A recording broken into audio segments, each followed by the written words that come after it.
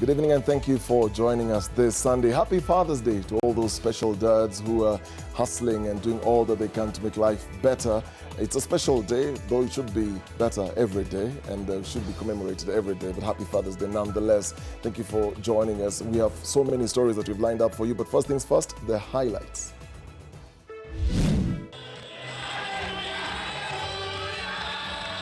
Tonight, the president hits back at politicians for undermining him. Tuache hii mambo ya kuzunguka kutisha watu kila saa. He is now ready for his own political tours and hard-telling fake from real, Ugandan to Kenyan. Serikali wangetuachia sisi ile pesa yetu ya kitambo. Challenges of the new currency, rollout at Kenya-Uganda border. Plus, deficit, debts and cost of living. Budget haikusaidia mwananchi yote wa kawaida kama sisi. Did the government forget its own people's basic needs? We're just too much into these grand projects. Also tonight, attacks and revenge attacks.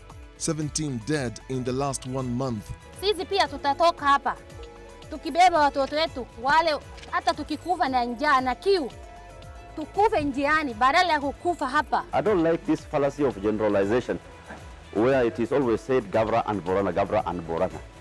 It is a few greedy politicians. Our special tonight focuses on insecurity in Marsabit.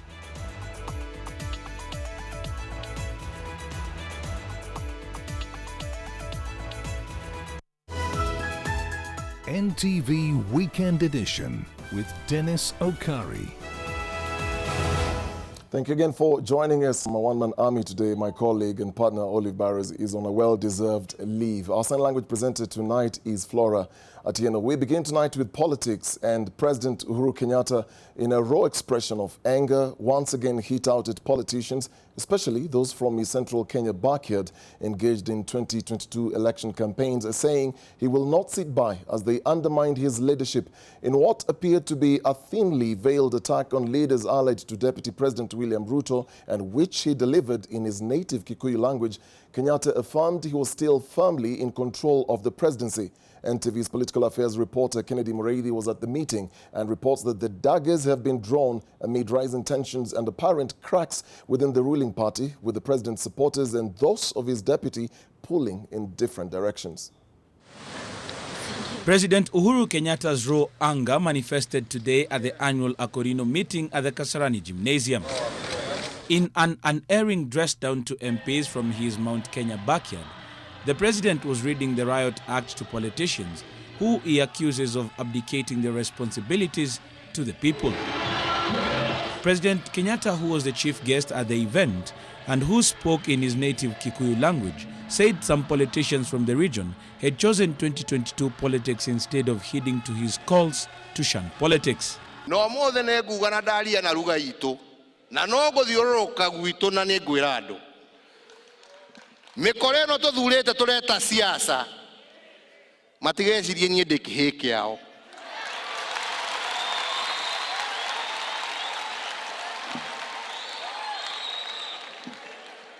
Matigesi dienye dekihe, netoigua. Na matiko doga mia barabara ere adetho dekeire ere adenda gukinya. Na kore adenda gutwara andu aitu. Na kore adenda kumakinyia. President Kenyatta, who has been quiet for some time as his deputy made inroads in the Mount Kenya region and won support from a handful of politicians and residents from the region, had some choice words for the politicians, whom he described as being driven by selfish motives in their engagement in constant politicking.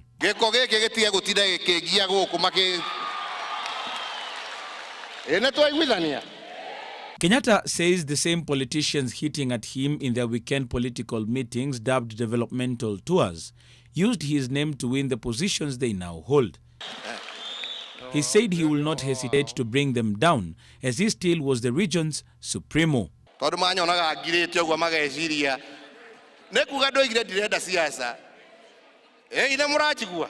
President Kenyatta now wants them to go back to their core mandate, that of working for the people, using the National Government Constituency Development Fund, instead of engaging in endless political rhetoric in the company of Deputy President William Ruto.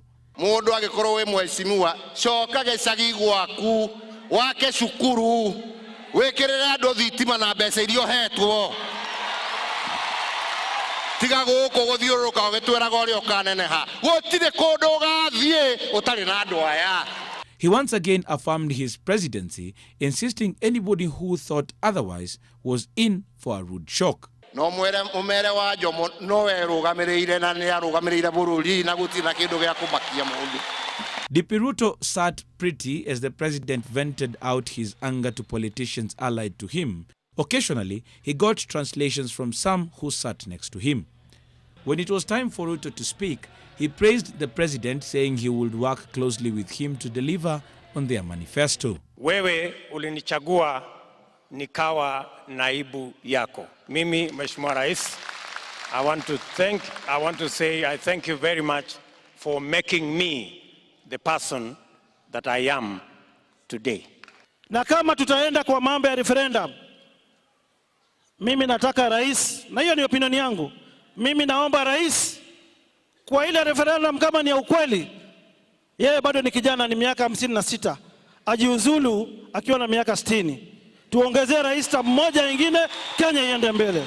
According to some politicians allied to President Uhuru Kenyatta, they do believe that these are the first steps he is making in an effort to consolidate the Mount Kenya bloc that has for some time now been considered as politically fatherless. Kennedy Mureithi, NTV at the Kasarani Gymnasium in Nairobi County.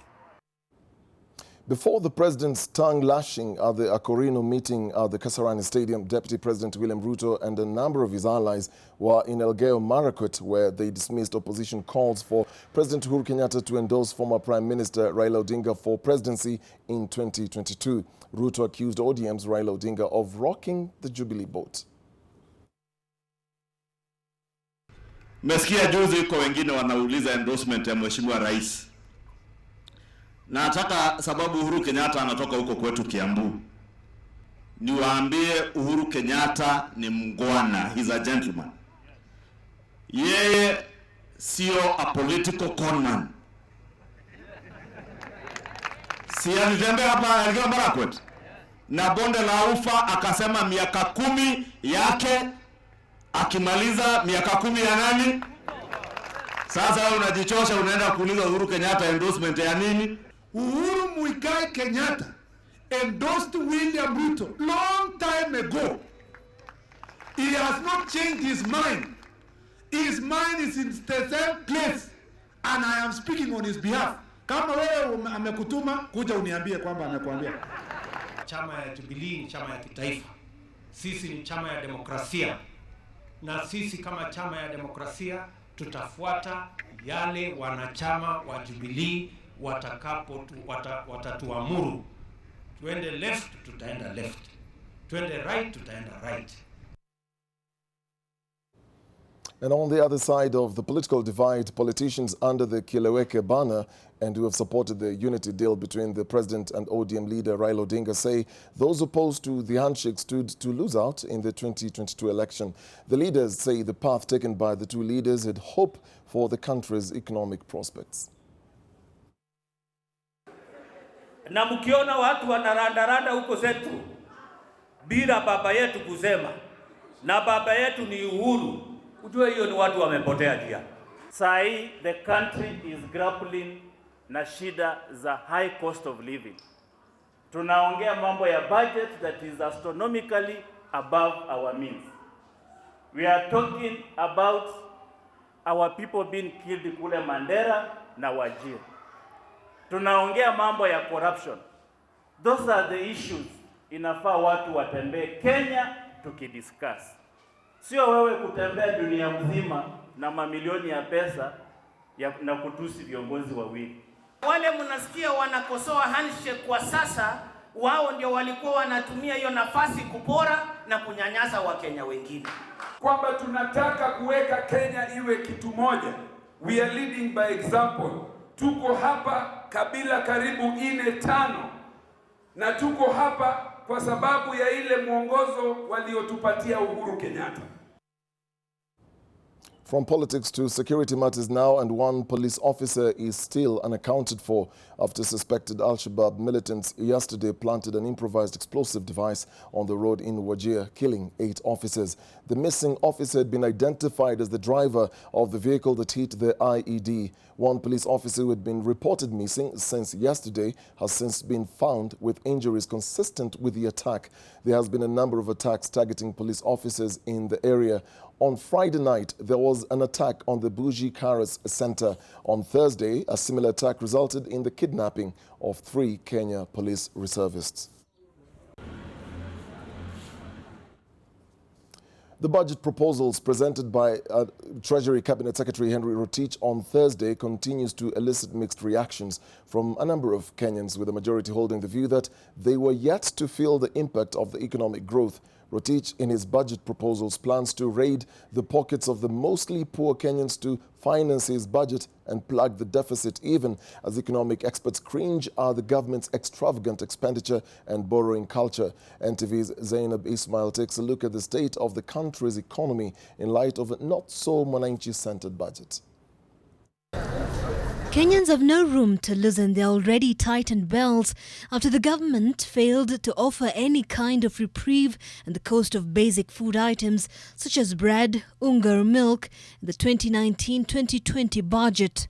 Budget haikusaidia mwananchi yote wa kawaida kama sisi.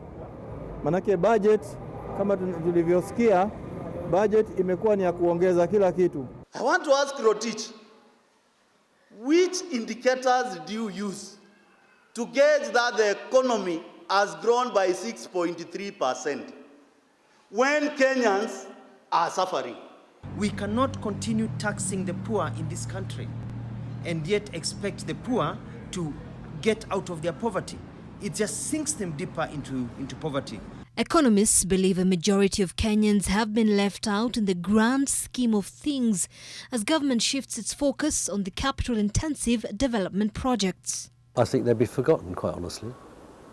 I mean, I know it's less glamorous than building a railway line, but if more money had gone into the basics of a hospital, primary education, secondary education in the public sector, that's where we really can improve things. We're just too much into these grand projects.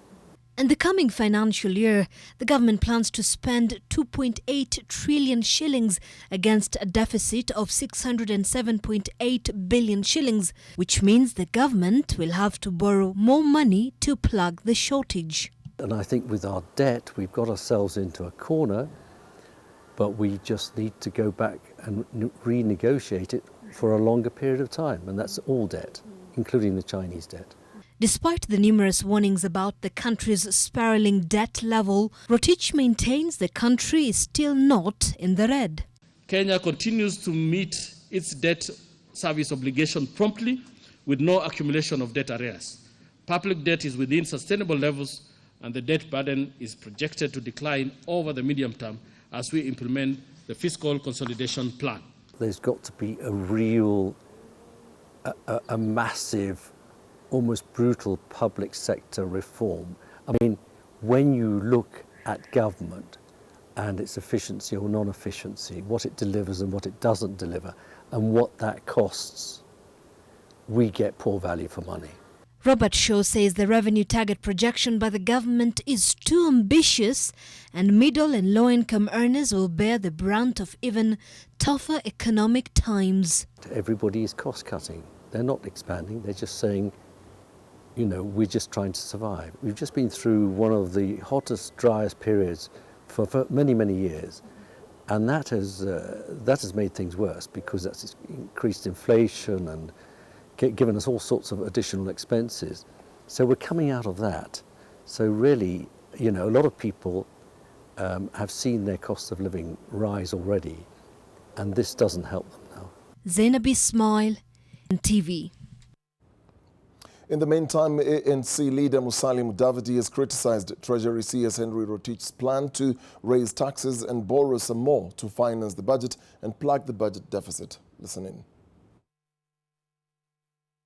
Mimi sijui kama hii serikali itaweza kutekeleza hiyo budget, kwa sababu kuna pengo kubwa sana Hata wakati niliona waziri akisoma hiyo budget, nikatazama mwili wake, body language yake, nikaona huyu jamaa hata yeye mwenyewe hajiamini. Kwa sababu kuna pengo, hiyo budget wanasema ni trilioni 3. Kuna pengo la 700 billion. Alafu anasema hiyo atajaza hiyo pengo kwa kuzidi kukopa. The rollout of the new currency notes in the country continues to gain traction. The new 50, 100, 200, 500 and 1,000 notes have been in circulation for a week now and have been received with mixed reactions. In Busia, however, the penetration of the new currency is facing a rather unusual and unforeseen problem. NTV's Brenda Wanga reports.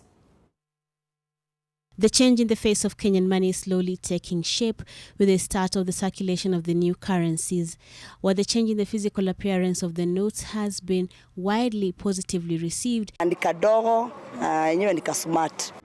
At some border points, the reception hasn't been that warm. Serikali wangetuachia sisi ile pesa yetu ya kitambo.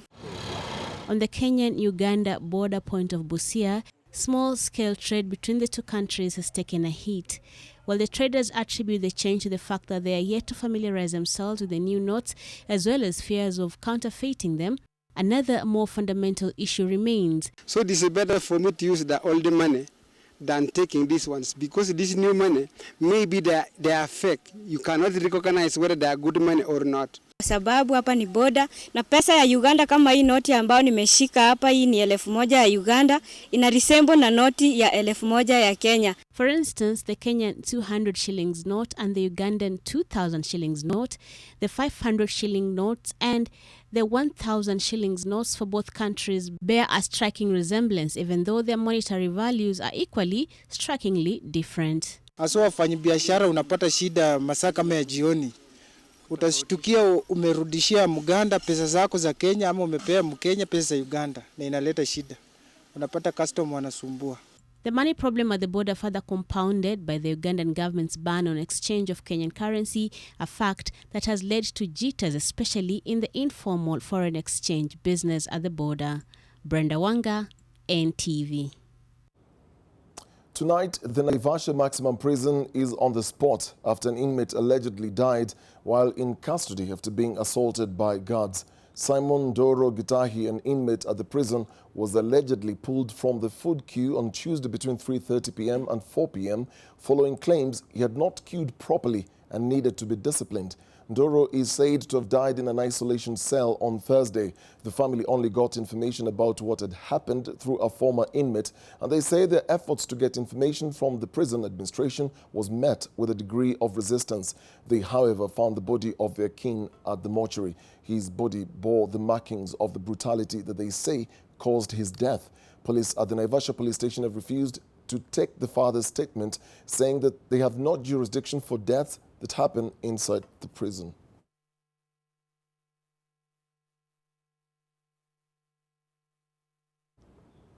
Leaders from Elgeyo-Marakwet County have faulted the government's move to disarm all National Police reservists, saying it has left some communities vulnerable to banditry. Elgeyo-Marakwet County Deputy Governor Wesley Rotich and Area Member of Parliament Boyan Kangogo took issue with the Inspector General's directive, saying it was ill-informed. They said the bandits were taking advantage of the vacuum left by the absence of the reservists to restore order. They spoke in Endor, Marakwet East constituency during the burial of two men, one of them a police reservist allegedly killed by bandits. Moaz Kiprop and Thomas Kipkorir are said to have been going about their duties on the farm last week when raiders attacked and made away with a number of animals. More than 30 people have so far been killed in the region in less than 3 months as the operation to flush out the raiders continues.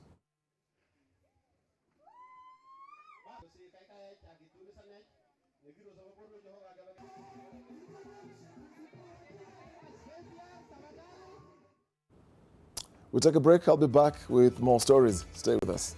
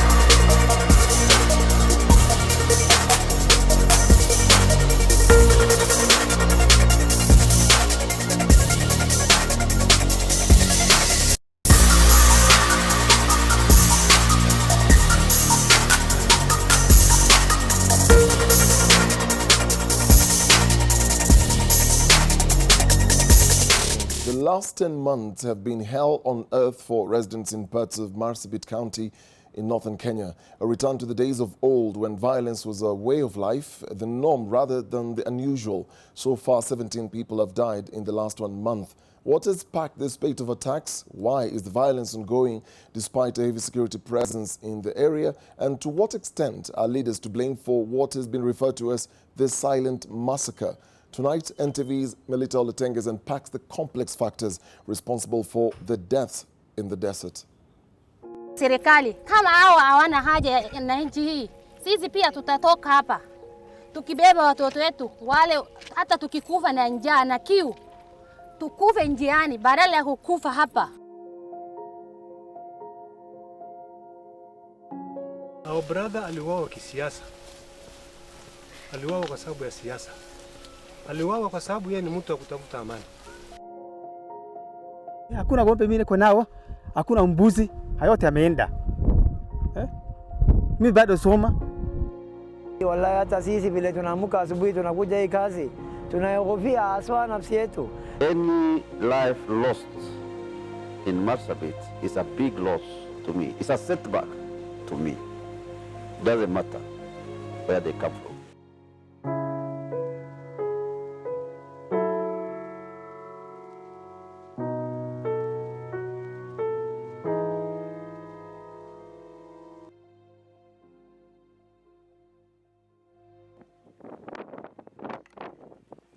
The final rites for 2 women and a child, members of the Gabra community.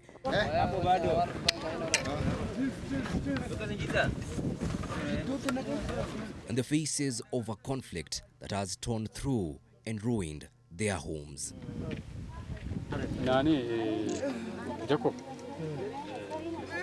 On the 24th of May, armed gunmen laid siege to these manyatas in Konso Balanche and left it a dusty, wasted ruin. 3 children aged between 6 to 8 years survived the carnage and are clinging to their fleeting lives at the Kenyatta National Hospital with eye and chest wounds. These are the latest echoes from the cruel lands of Marsabit, where life is marked by death and blood. And these are the faces from the sites of slaughter, where armed men have laid waste to the innocent, the defenseless, and the unlucky. Walibisha mlango, alafu mama alikataa kufungua, walivunja mlango, wakaingia. Mamangu alimuua. Ninawajua vizuri wale watatu. Ripples of fear and apprehension washed through the village, and they in turn took up arms and other weapons in readiness for the next attack. But the night just before the attack at Manyata, Konso Balanche, the night of the 23rd of May, 2 men from the Borana community, Jilo Sora and Abdul Jilo, were shot dead in their home while they slept by 2 unknown gunmen. The attackers are said to have accessed the satellite camp from the Isiolo-Moyale highway, which is just a few meters away. Nothing was stolen, even though Jilo Sora had 12,000 shillings in his home. No animals were driven away. The incident happened barely a kilometer from a police security check, but there was no police response that night. Until the following morning, when the flurry of burial activity called its people together, the police and area leaders were there. It's the first time that Galmo Abduba and Elema Jilo have visited the still fresh grave where their husbands lie. Their wounds of loss are still raw. The lumps of disturbed soil show the hyenas had tried to dig them up the night before. Our previous settlement was Horonder. We moved to Garshaba due to the conflict, and now my husband was killed here. He was around 70 years old. I have now been left with 2 daughters to take care of them by myself. What saddens me is that my husband was killed close to a police barrier and RDU camp, but it's only the residents who responded. The attackers accomplished their mission and left.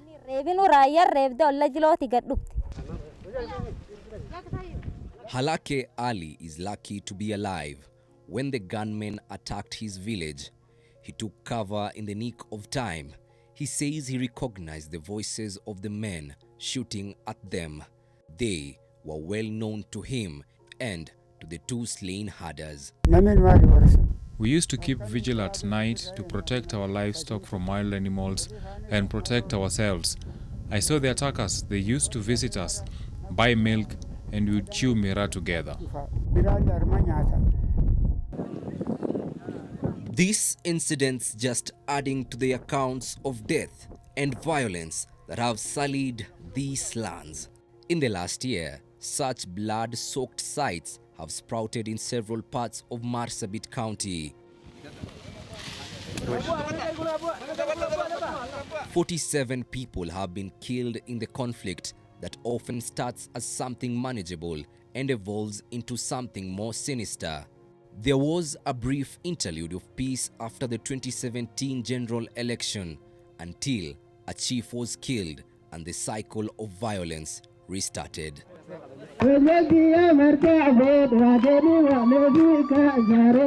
In December last year, the now Cabinet Secretary for Labor and Social Protection and former governor for Marsabit County, Okari Yatani, presided over the launch of a new tribe called the Wayu, initially known as the Wata. A sub-tribe of the Borana community. To many, it was a political move to bring down the numerical strength of the Borana community. On the same day, 2 people were killed, among them the then chief of Dirib Gombo location, George Bika. He was burnt to death. The chief had attended the meeting, which was interpreted as a betrayal among his Borana people. Our brother aliwawa kisiasa. Aliwawa kwa sababu ya siasa. Aliwawa kwa sababu yeye ni mtu wa kutafuta amani. The chief's death started a ripple of bloodbaths and attacks, and Marsabit is still counting and burying its dead. A people warily resigned to the peaks and troughs of the conflict, whose causes have mutated from just a battle over land and scarce water and pasture into something more complex. The conflict exposes the fault lines in the battered relationship between the Gabra and the Borana communities. Marsabit County is arguably the largest county in Kenya, occupying a landmass of 66,923 square kilometers with over 14 tribes and a population of 291,166 people. The Gabra and the Borana are the dominant tribes. The conflict hotspots include Dukana, Turbi, Maikona, Forole, Moyale, Sololo, Kargi, and around Marsabit town.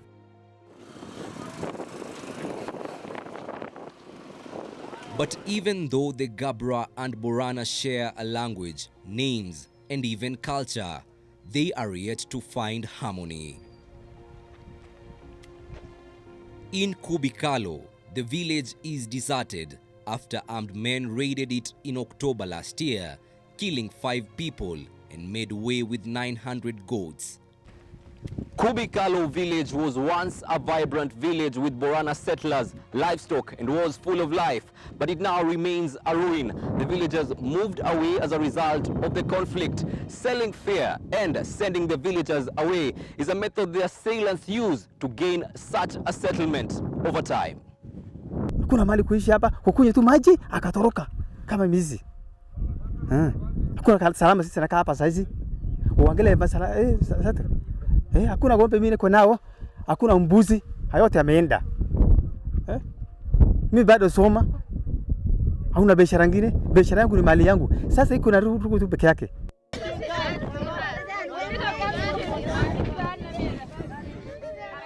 It's no different in the Gabra territory in Forole, near the Kenya-Ethiopia border, and where 11 Gabra elders who were attending a peace meeting in Ethiopia were killed by suspected Borana attackers in Ulan area. The residents here say the attack had political motivations in a bid to kick them out of their land. Serikali kama hao hawana haja na nchi hii, sisi pia tutatoka hapa. Tukibeba watoto wetu wale, hata tukikufa na njaa na kiu, tukufe njiani badala ya kukufa hapa.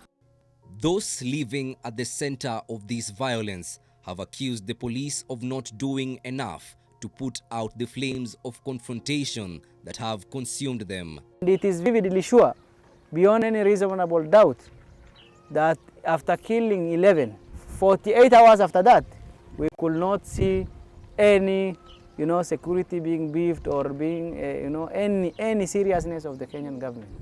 Wale wamekufa watu 5 hapa. Ngoja polisi akashinda isiku saa 5, sisi gari ya raia kunibebia hapa. Kutoka saa 8 mchana, maiti tu hapa saa 5 usiku. Amengoja polisi amekashinda. The truth of the matter is our security officers are doing a very good job. They are doing a lot of patrols. They have made so many arrests. In the recent cases, we have had about 6 arrests in the recent killings. In the past, we have also arrested even politicians for incitement. So I just want to state that, when there is war, you cannot arrest everybody because you also need evidence. The government, in an effort to improve the fortune of the residents, disarmed the National Police Reservice. The move had mixed reactions. Some say the decision left them more exposed to more attacks, but the government defended the move, saying some of the police reservice could have been involved in the attacks. We had those allegations against the NPR, and we even witnessed 15 NPRs getting killed and their guns disappearing. So this thing was real. That's why the government made a decision that all NPRs should be disarmed. And I can confirm that they have been disarmed. So what is remaining, after we have mobbed up the illegal weapons, we will do a thorough vetting so that we get people who are credible to be National Police Reservice. There are a lot of illegal firearms around. And I call upon the security agencies. They have disarmed the KPRs, and that is fine. Actually, I have no problem with that. I support that. Only if they do it fairly across the board, and they get rid of even the illegal firearms, but they must provide adequate security for the people. Veiled under the deadly attacks are deep and unresolved wrangles over leadership. Former governor and current CS for Labour Okari Atani, Agabra, does not see eye to eye with the current governor Muhammad Ali Aborana. The two are the most influential leaders in the county, and some say the battle for the next election, just 3 years away, could be behind the fresh flare-up of violence. This is conflict over land. It's conflict whereby people are trying to dominate one another. It's conflict over, power. As leaders from that county, we have not invested in peace building. We are waiting for others from outside, to come and save our people. The problem we have is scheming for 2022. The problem is not actually between Gabra and Borana per se. I don't like this fallacy of generalization where it is always said Gabra and Borana. It is a few greedy politicians with some unscrupulous businessmen who want to make it appear that way, and they rope in and they play the clan card to whip emotions. Say, oh, this community, that community, so that they benefit. This is the major problem. Let's call it incitement, not really politics. Let's call it incitement. Of course, they are using the old disputes, old issues of disputes and that, but the whole of it has to do with incitement, either by politicians or other people who incite their own communities. But we cannot say per se that this is purely political. It's not a purely political war. Governor, there are allegations from different quarters that part of the displacement taking place in Marsabit County is just a plan of the wider picture to settle Boranas from southern Ethiopia in Kenya. What can you say about that? It is lies, diversionary. It is also diversionary that I am claimed to be settling people in Kenya. No, none. I've never done it. I will not do it. Right? And I am telling you that is just a mere allegation. There are those people to show you any foreigner who has been settled anywhere and by who and how. You will not get. These are just allegations. Caught in the conflict's deadly grip, Fatuma Godana fled her home in fear. She has been forced to abandon her Miraa farm. Her business has since come to a crippling halt. Saa hii leo hii wakati nakuja hapa mimi silali kwa jumba yangu. Hii mira yangu angefaa kurokota kila mahali kila siku. Sasa videla kila siku, leo ndio ninaomba jirani ninakuja kurokota. Sisi tunafanya kazi ya makanga, tunafanya kazi hapa. Usawa tunamkanga usiku kama saa 11. Na hiyo masaa ukiamka unasikia mwingine ameuawa saa 12. Hata mimi baada siku mingi sijakuja kazi. When there are such chaos, when lives are lost, when people are crying, when people are displaced, when the schools are closed, you cannot concentrate on your development agenda. We will leave aside every other thing and first of all ensure that there is peace. For without peace, nothing meaningful can take place.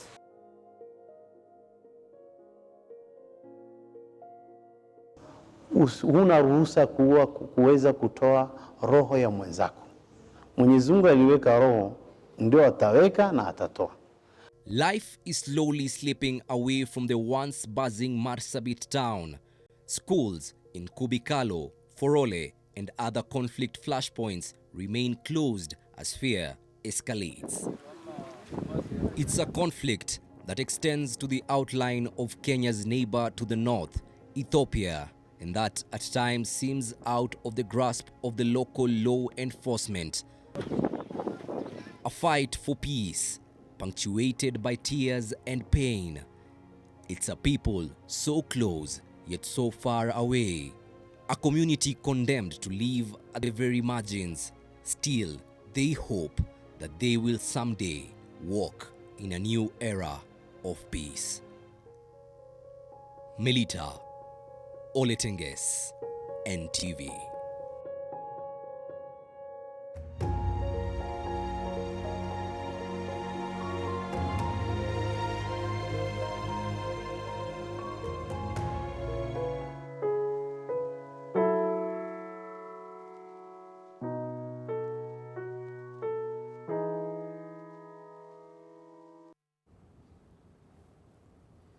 Well, diverse views of what's happening in Marsabit County, and some are saying it's not a political issue. Others argue it's a blend and a toxic blend of everything else. But let's just hope those perennial issues will be settled once and for all for the people living there to stop suffering and to stop the deaths. We take a short break. We'll be back with more stories. Stay with us.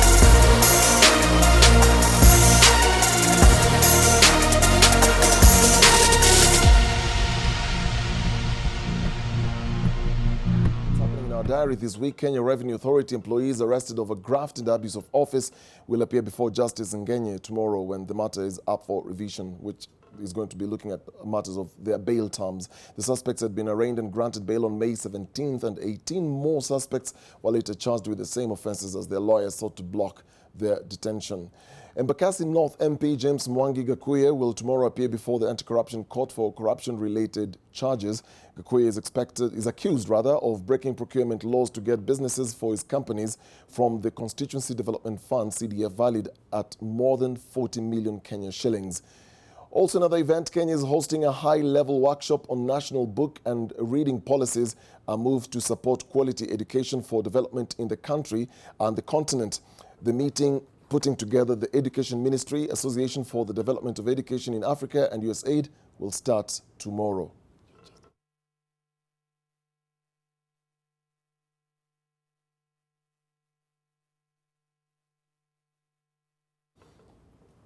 Now, as Kenya and other countries marked this year's Day of the African Child, leaders have called for concerted efforts to create an enabling environment for children to thrive. Children in the country have continued to face untold dangers, often from people close to them. Just last week, Predator Gardens, a story that we highlighted here at NTV, with the plight of children in Makueni County whose lives were shattered after they were defiled by people close to them. Praying missionaries is another story also for you. Other dangers stalking them include the abuse of children in special care and in institutions such as children's homes. NTV has also highlighted the horror of stories of children tormented in the hands of their protectors. There is consensus that cases of child abuse and neglect are on the rise across the country, hence the need to address underlying issues on child protection, care and education.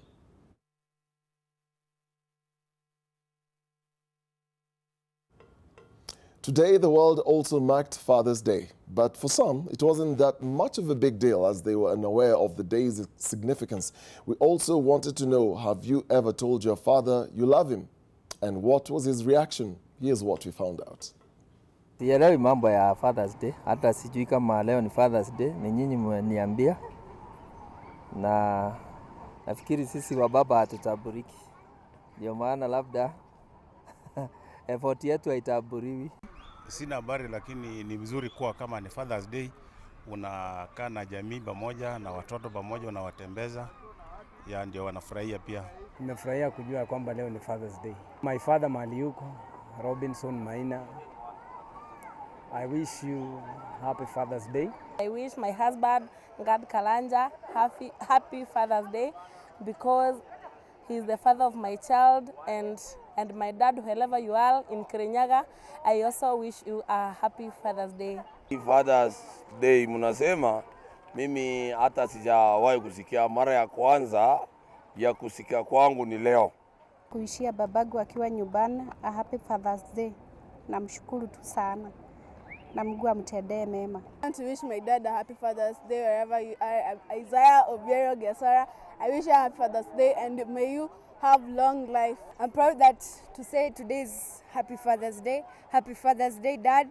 I wish you the best. Dad, wherever you are, I'm wishing you a happy Father's Day and may you live long. I want to wish my father a happy Father's Day, Kennedy Irungu, and I wish him all the best. Well, happy Father's Day to my own dad, Mr. Paul. This boy didn't turn out bad, didn't he? Love you so much. Let's go now and turn our focus to news making headlines around the world. Fallen Sudanese leader Omar al-Bashir was today seen in public for the first time since being ousted as he was driven in an armed convoy to the prosecutor's office. The former strongman who ruled his Northeast African nation with an iron fist for 3 decades was toppled on the 11th of April after weeks of protest against his reign. Dressed in a white traditional robe and turban, Bashir rode in a heavily armored convoy from the notorious Kober prison in the Sudanese capital Khartoum to the prosecutor's office to face charges of alleged corruption. Meanwhile, a top general from the country's new ruling military council says those who carried out a deadly crackdown on an iconic protest site that left dozens dead early this month will face the death penalty.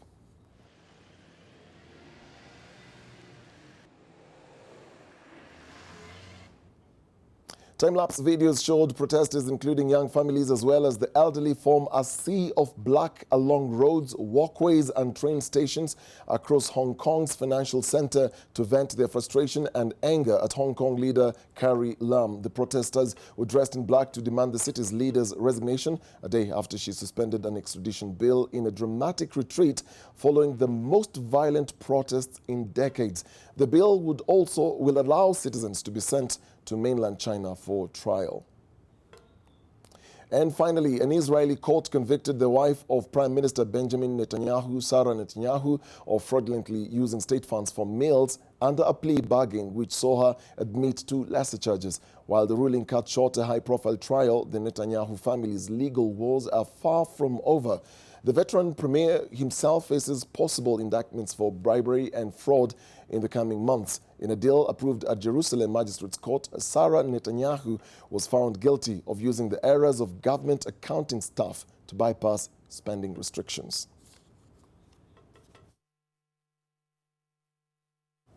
We take a break, but you don't want to go anywhere. Instant Intel will be coming right after that break. Stay.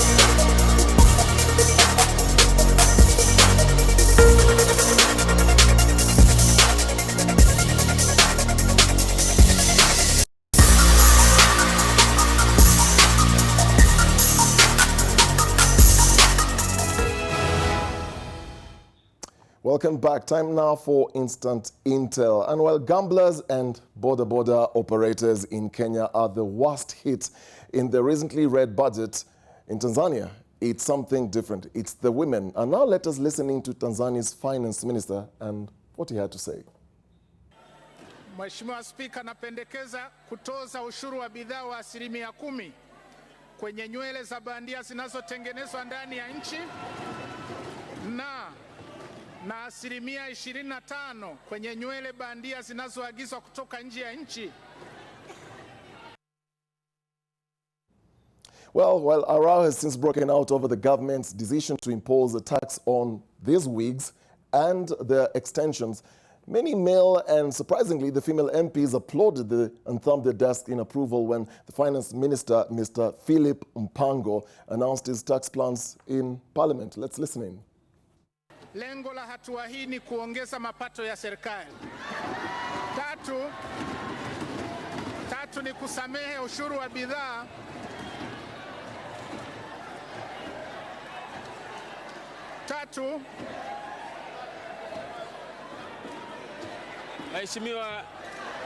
Waheshimiwa tusikilizane waheshimiwa.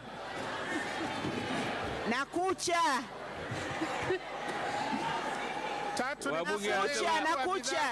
Mheshimiwa Waziri, wabunge wanasema bado kucha bandia.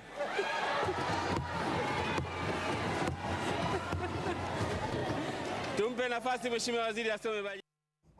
Can't imagine if that happened in Kenya. Well, supporters of the levy say it will help women keep their hair natural, but there's public outrage with women saying that they are being pushed to do this, and they just want to look good in their wigs. And others are arguing that it will affect their relationship. Women might cut their hair, but this again could lead to divorces, as the men are used to seeing their wives with long hair. Just think about that. Let's move to Colombia. Now, in Colombia, something interesting is happening there. It is known for its mild, well-balanced coffee beans, but a Colombian town is hoping to blow up two world records.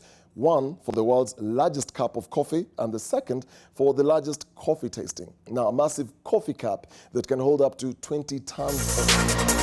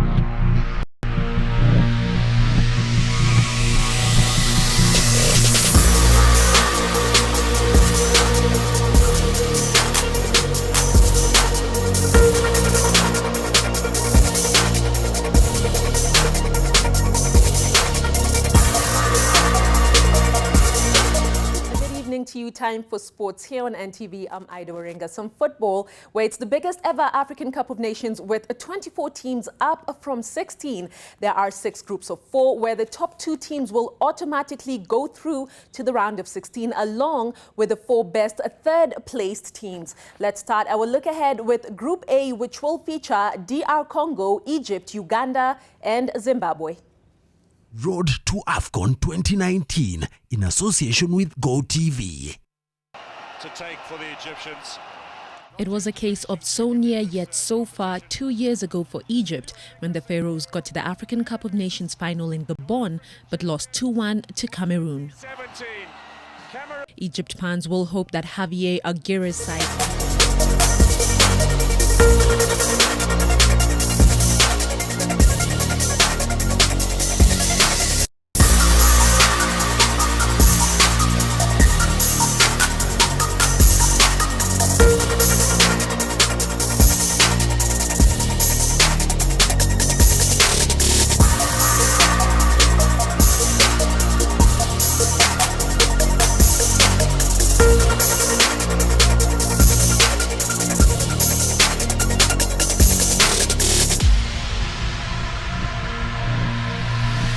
two-thirds of the final squad who played in Gabon will be returning to Egypt. The Cranes, who are taking part in back-to-back AFCONs after 39 years, stand former African champions Ivory Coast 1-0 in their last pre-tournament friendly. DR Congo will begin their 2019 AFCON journey fresh from a friendly versus the Harambee Stars that ended 1-1. The Leopards aren't new when it comes to the high echelons of the tournament, having finished third in 2015 and got into the quarters 2 years later. Along with Everton loanee Yannick Bolasie, all eyes will be on a former Villarreal man Cedric Bakambu, whose goal versus Liberia secured DRC's AFCON ticket. Yeah, if you can't win, you don't have to lose.